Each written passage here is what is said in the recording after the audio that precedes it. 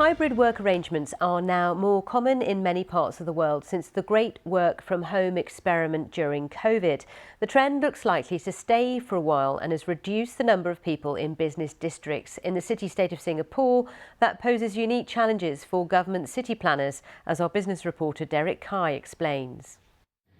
It's a Monday afternoon at this ice cream store in the suburbs of Singapore. Damien Yao opened the shop here 3 years ago in his own neighborhood, away from the busy financial district. Rental here is reasonable, and it is where I'm very comfortable with. I'm very familiar with this place. During the lockdown, sales at his store tripled as people working from home bought ice cream online. But those orders are now dwindling. Early in the pandemic, there had been predictions that remote working would reshape our cities for good.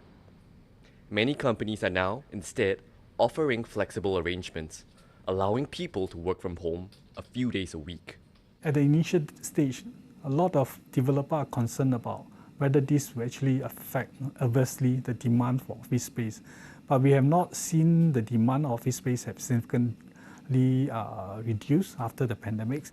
Right now, almost 50% of the total office space area is found here, the central business district, is where the skyscrapers paint the city skyline that many associate Singapore with. But if traditional workspaces is indeed evolving, then this picture may start to change, and businesses found here will also need to learn how to adapt. Well, Singapore is both a city and country. It's also made the job of mapping out what the city will look like in the future more difficult.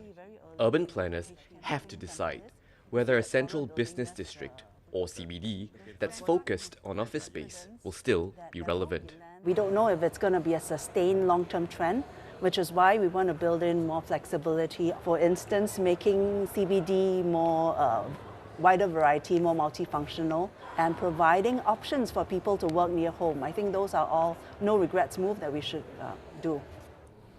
According to Singapore's urban planning agency, in the second quarter of this year, demand for office space increased across all regions, and outside of the business district, rent for workspaces is at a 7-year high.